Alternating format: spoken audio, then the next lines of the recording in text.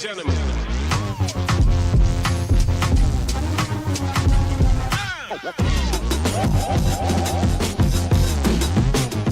You feel like you don't want to hate on the Patriots, but you want to hate on the Patriots.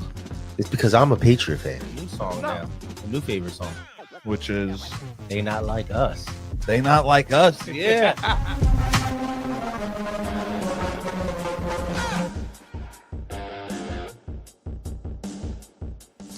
all right. Let's get this started. We got Big Dave. We got myself on Dougie and Mendoza.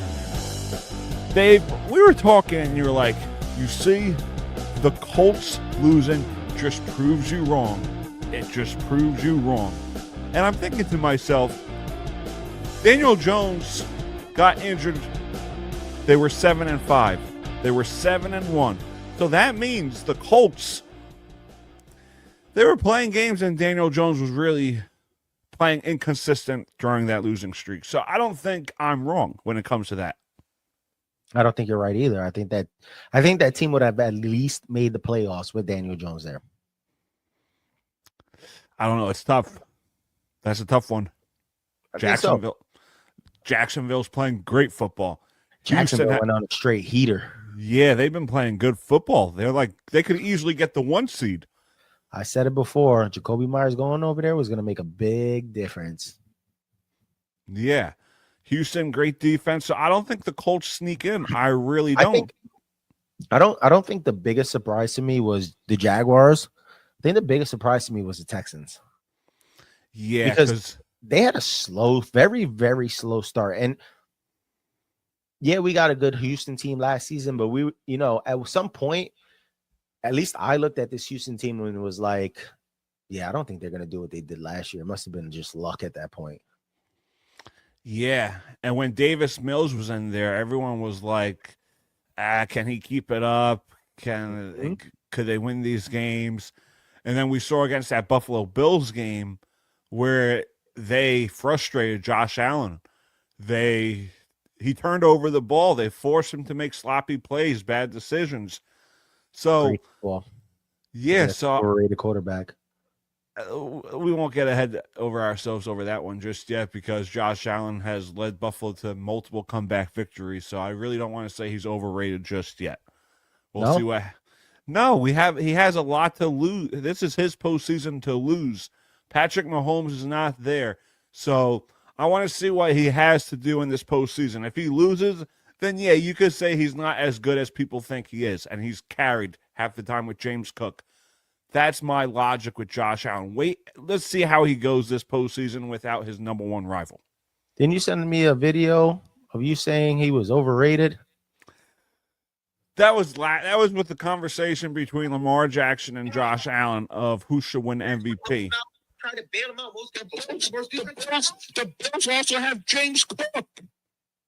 Josh Allen is not the Buffalo Bills. He's a great player. He's a face of them. But without Josh Allen has a good team around him. Lamar Jackson is the Baltimore Ravens, and this is me saying it as a big Joe Burrow guy and someone who also likes to see the Bengals win. Lamar Jackson is your MVP of the 2023 NFL season, whether you like it or not. Did I say it? I mean, it goes on, but wow, how the story changes so fast. But that was 2023. 2023. Must be nice. We all thought it at one point. Some of us still do. Yeah. But listen. I want to ask you something so we can get over this Josh Allen thing. Okay, let's hear it. If Josh Allen goes into this playoffs, okay, and he doesn't come out with a Super Bowl, what are your thoughts on him? He's not part of the elite conversation. I consider him a good quarterback, but he's not overrated. At that point, I hate using that word. Why? It's the same as using system quarterback at the end of the day. And you like to use system quarterback. I do. So would he be overrated? Came into what? How many seasons he's played so far? I think this is 7-8. Okay. And you had the argument that he couldn't make a playoffs because Burrow and Patrick Mahomes was in his way, so he never got past that hurdle. Correct. Okay. You got a team that ever since Stephon Diggs left, he hasn't been able to throw the ball at anybody really. Correct. His feet more than anything. You can also say somewhat he was trying to break that rushing record this season that Cam Newton held. Yeah, I think it's at 80. I think he hit it with 80 touchdowns. So he hasn't made anybody better around him. James Cook has actually been kind of carrying that team besides Josh Allen's rushing touchdowns. James Cook is, I believe, second in running backs this season. Second most rushing yards this season. So he's done great. From me, this kind of looks like, if you want, you could say it looks almost like the Colts. Except they have, Josh Allen's a better running quarterback. Yeah, you can make that argument. You honestly can. But So I think if he doesn't do it this season, it proves what I said. He's overrated. He's an overrated quarterback. He couldn't come out on top. He could never make the Super Bowl appearance and win a Super Bowl championship at the end of the day. So he's overrated. But that's why I'm saying this is his to lose. It's like when you look. It's like when you look at the Yankees and Astros. Astros was always in the way of the Yankees. Now the Dodgers are in the way of National League teams. So once the Dodgers are taken out, then that opens the door for other National League teams. So that's my logic there. But I look at this Colts team, and I don't think it would have made a difference whether Daniel Jones stayed healthy or not. They were 7-1. 7-1. Then he threw a few bad turnovers against the Pittsburgh Steelers, who have playing good football. But I still think they go one and done come January. So I feel like either way, this Colts team was going downhill. I don't think a Daniel Jones, if he stayed healthy, would have made a big difference. Jonathan Taylor carried that team the first few games. Then Jonathan Taylor slows down. Now look at them. So let's see. When he got hurt, they were actually 8-4. All right, 8-4. And he got hurt the game, and they lost that game. They were 8-5. After that, let's see. Everything fell apart with that Kansas City game in the fourth quarter where they had a 20-10 lead. The Seahawks, they lost by 2 points. You don't think Daniel Jones would have done better than Phillip Rivers' numbers of 18 for 27, 120 yards, 1 touchdown, and 1 interception? I think so, but realistically, they were in that game. It's not like they got blown out. They lost, I think, 16-13? Maybe he would have put up more points, but if you look at his numbers the last 3 games before he got hurt, against the Chiefs, 19-31. 181 yards, big deal. 2 touchdowns. Against the Texans, 20-16. 14 for 27. That's not even 50%. 201 yards. 201. Big whoop. And then against the Jacksonville Jaguars before he got hurt, 5 for 7, 60 yards. Yeah, because he got hurt in the first. Yeah. But before that, he played the Falcons, 255 yards, 19 for 26. I'm not saying he didn't have a bad year, but I just feel like before that, he played the Steelers, 342 yards, 31 for 50. I mean, he threw 3 interceptions in that game, but still, he had the yards. Of course, if Phillip Rivers wasn't there, he's been throwing the ball, but you could tell he's out of shape. You could tell he's rushing the ball. It makes a difference, but I look at it this way. They brought in Anthony Richardson, who everyone said was your franchise guy, but I think that's a developmental problem because Tim Tebow failed out of Florida, and now Anthony Richardson, who was a top prospect going into the NFL draft, looking like someone that could have been a franchise quarterback, they mismanaged him. He looked terrible his first few games, his first few years. He got hurt, so the Colts have a quarterback problem. Do they bring back Daniel Jones next year? I highly doubt it. Is Riley Leonard their guy from Notre Dame? Who knows? For me, moving forward, the Colts have a quarterback issue. They truly do. Well, I think they missed playoffs, so Yeah, they missed the playoffs. So if we look at the worst things that happened this year that Mikey wanted us to bring up, that's one of them, the Colts collapse. Number 2, I think this Bengals team would be a lot better if Joe Burrow did not get hurt. if Joe Burrow is happy, Joe Burrow's happy. He's happy playing football right now. I don't know. But to be where they were 2-0 and then collapse like that the last 2 games, and then he gets hurt and they just fall apart without him, that shows the problem that Cincinnati has, that it's not just the quarterback position, it's everything in Cincinnati. So that's number 2 for me with the Bengals, is looking like Super Bowl favorites to come into the year. You picked them to win the Super Bowl, and then everything goes downhill once he gets hurt. Browning is not a solid backup.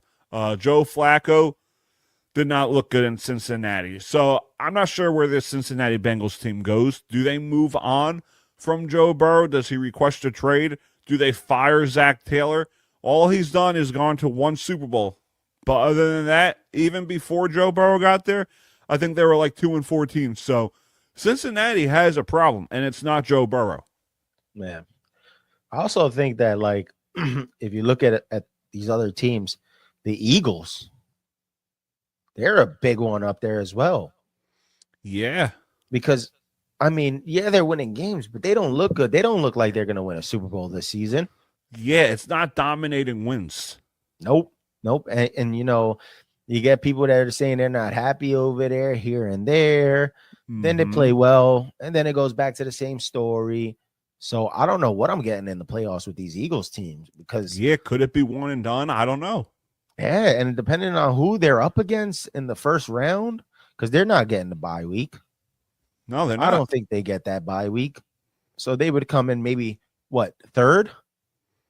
Yeah, 2 or 3. They are. 2 or Right. 3. Right now. Yep, they got the 3 seed right now. So what are you going up against? The 6 seed? Yeah, maybe the Niners or Green Bay. Let me see. It's There you one go. of those 2. So right now, what is it? 1 through 7 gets in, right? Yeah, 2 versus 7, 3 versus 6, 4 versus 5. So right now, the Eagles will have to play the Rams. Yeah, and that's a tough opponent. Yeah.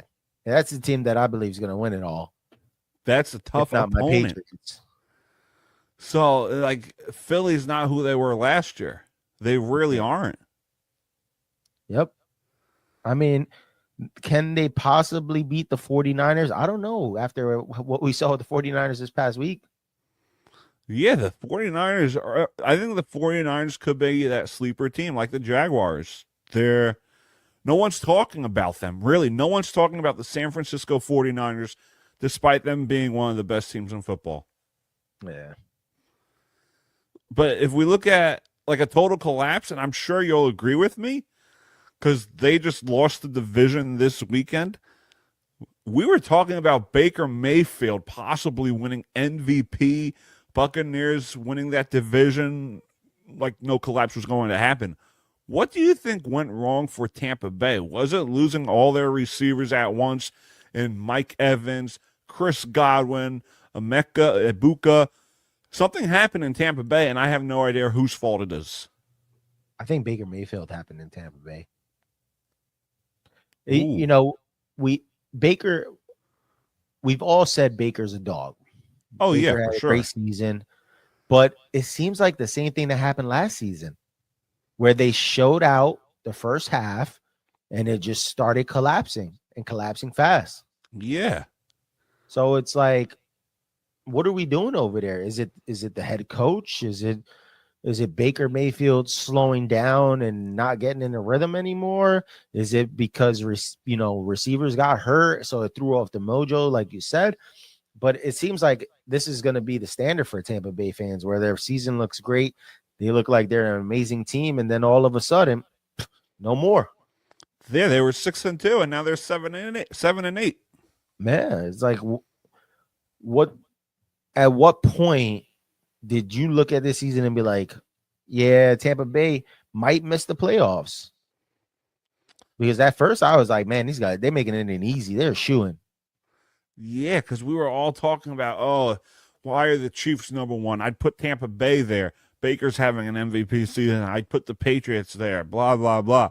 No one thought Tampa was going to go from that MVP conversation, that top team in the league, to being one of the worst teams to collapse. Yep. And, you know, even teams that shouldn't have kept close games with them. Mm-hmm.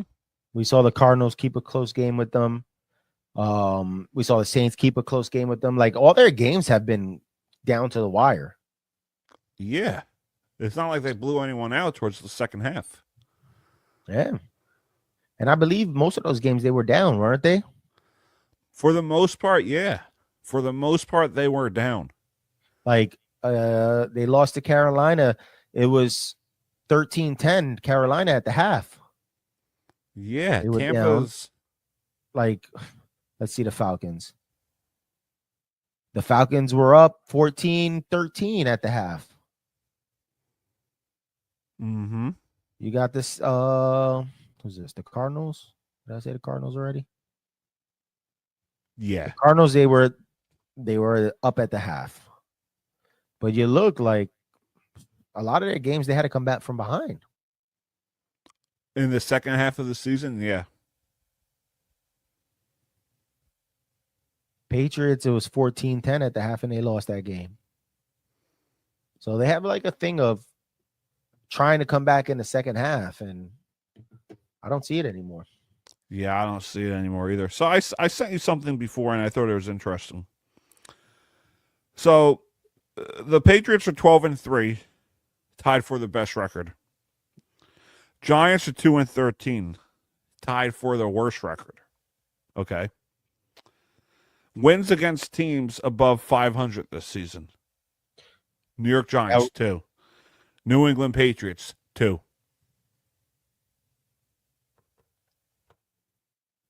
So you guys can't even win a game. What?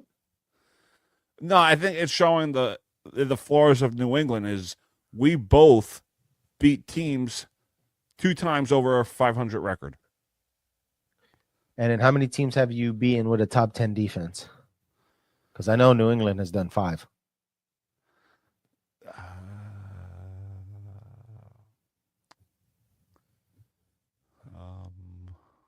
Maybe Philly. Chargers, I don't know. I'm gonna get back to you on that one. Yeah. So would you be worried though? Like, I know you have all the confidence and you're like, yo, Patriots this, Patriots that. Ooh. Are you worried though going into January though? Like, in all honesty, this ain't to troll you or bust your balls. Are you worried? I don't think I'm worried. You know why? And this is what people don't understand is, as Patriots fans, we don't need to worry because of the fact that we never thought we were going to be here at this point. We thought, you know, maybe we'll have a good season. Did we think we were going to make the playoffs? Did we think that we were possibly going to take the AFC East? No, there's no way. But then when you look at it and this way this team has played, and I told you that I would take a Buffalo loss, especially if it was the Kansas City Chiefs that were getting knocked out. Second off, I take a loss against the Buffalo Bills before the playoffs start so that we can reset and settle down and say, listen, we can be beat. Let's look what we can do to not get beat again. Especially coming into the playoffs where we might have to face Buffalo at some point again. Yeah. So they've reset. They played well. They played well against the Ravens.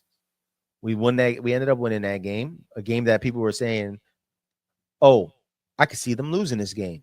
Yeah, they could have lost the game. It's true. But we ended up winning. So now going in playing Miami and the Jets, the Miami and the Jets, the last 2 games of the season, we're just hoping that somebody else loses so we can get that bye week. And I like how people say, "Oh, look, the Patriots, they beat the Ravens. No Lamar." I don't want to hear that, bro. Yeah, I don't want to hear that either. As during that game, if people don't realize that the Patriots had lost about 6-7 guys in that game. Trevion Henderson went down, Kayshon Boutte went down, Demario Douglas went down, Morgan Moses, Thayer Mumford, Tonga, Farmer, and Charles Woods. 8 people, 8 guys in one game. Not to mention that we lost both our left tackles throughout the season that are coming back week 17 and week 18. Mm-hmm. So to play a team like that with 8 players that got injured in one game and to throw out 8 backups in there, plus being down our 2 left tackles, I feel good as long as people start getting healthy for playoffs. I think we'll play competitive football, and I think we'll get a lot further than people think. We'll see about that. The matchup, I mean, truthfully, the matchup that I would like, if we had to go up against somebody, would be the Chargers. Chargers or the Jaguars. Those are my two top teams I would play. I don't mind playing Buffalo. It's fine. We beat them once. We reset. We got to play them again. But the Chargers have a weak offensive line. They do. And we've all seen what New England's done throughout the season with their defense. Okay, rushing the quarterback and everything. So under that pressure, I think the Patriots win that. The Jags, yes, they're a hot team, but we've all seen what the Jags have done towards the playoffs, towards the end of the season, where if Trevor Lawrence is under pressure, he just makes too many mistakes. And once again, New England, great pressure team. So I would like our odds on that. Buffalo, divisional game. We all know what I say about divisional games. It can go either way. It's tough. You play the guys twice a year, every year. Now to play them in the playoffs, that's the third time in one season. So you never know who's going to win that game. But different scenario come January. So you say. It is. It's a different scenario. Oh, you say that. I don't. Being honest, it's a different scenario. So before we do like our picks and all, let's talk about first-year coaches for a bit. Mike Vrabel took the Patriots from 4 wins. They're at 12 now. Liam Cohen took this Jaguars team to new heights. 11 wins in his first year. Aaron Glenn, of course, Jets. I think they won, 3 games? We really don't care about the Jets. How important is it for a team to find a great coach? Because there's teams out there that recycle coaches year in, year out, and they can't find the right one. Like, what do you think about the impact that Vrabel made on the Patriots, Cohen made on the Jaguars? Because who would have thought these 2 teams, you never know. Maybe they'll meet in the AFC title game. I think the biggest thing was Vrabel going to the Patriots because of the fact that that team was this is a young team. This is a young core. Okay. For him to go over there and take over this young core, he made a lot of changes in the offseason. Drake May's finally in his second year, so it's not too much moving parts that were put in place already. I think that was the biggest difference maker. The Jags team were always a decent team. And they played very decent football until, like I said, they started making some trades and they got Jacoby Myers over there. I think Jacoby Myers was their missing piece. Truthfully, all good things to their head coach, but at the same time, I think the guys who made the moves here and there made that team a lot better. And now for them, it's continuing to be a good head coach. Because I'm not saying he's not, but at the same time, we know the Jags. Looking at the Jags in the past, we have seen the Jags play good football, but just not good enough. And then this season, we watched the Jags in the first half of the season before the trade deadline. The Jags did not look spectacular. No, they didn't look dominant, but they were playing good football. Yeah, which they often do. They do play good football. But then Jacoby Myers got over there and they went on a straight heater after that. So, I mean, it's a bunch of pieces. credits to the head coach, but I don't think he's the only part over there. I think it was a lot of stuff. I don't know if he has a say in who comes over. I think the Jacoby Myers trade was more of a upstairs kind of thing. As for when Vrabel got over to the Patriots, it was a let's bring this person, let's get this person. He already knew, which makes him the better head coach. But hats off to both of them. Yeah, we've seen a lot of good transitions from one year to the next. Like you look at the Lions, they lose Ben Johnson. He made an impact in Chicago, and Caleb Williams. You look at the Jets, Aaron Glenn, no really impact. But that Lions team, it seemed like from 15 wins last year, dominating, where they could finish with 8 or 9 this year. This Lions team really fell apart.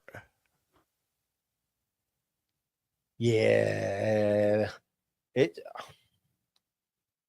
it's tough because the Lions, everybody had high hopes for, and they're just not playing good football, and they have a good team. That's the craziest part. Look at their backfield. Look at their receivers. Is this typical golf? Is it time to move on from them? You could throw him under the bus. Honestly, you could throw Goff under the bus. Is it an offensive coordinator problem?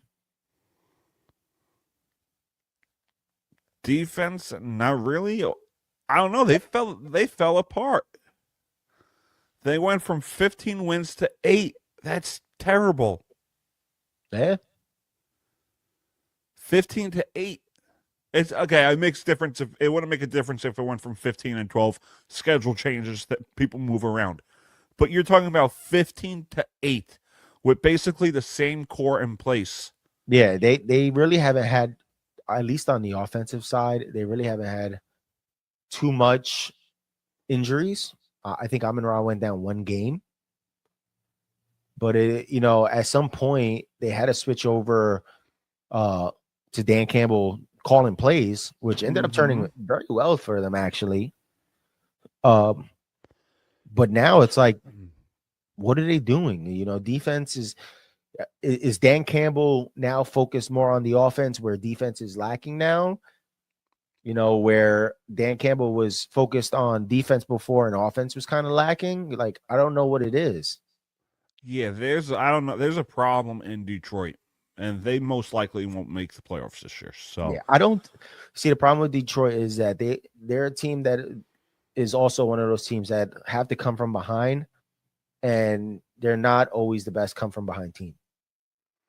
Yeah, they came. The Giants were even beating them, and you guys are whoa.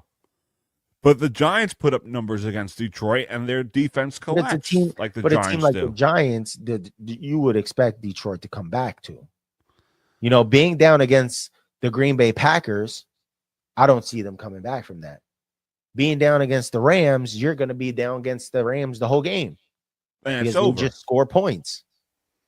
Being down against the Eagles, they're not the greatest. The Eagles at that time, they're not greatest, but their defense is good. They'll hold you. Mm-hmm. So that second half, they're not a great second half team, in my opinion. Yeah, I don't know what it is. Something's up in Detroit. Yeah, I think something's in the water. Yeah, well, I think it shows Ben Johnson's impact in Chicago, so that says a lot. Chicago went from being a bad team to a good team. Yeah. All right, ladies and gentlemen, join us tomorrow, Christmas Eve at 12 p.m. for our picks for tomorrow, Saturday, and Sunday.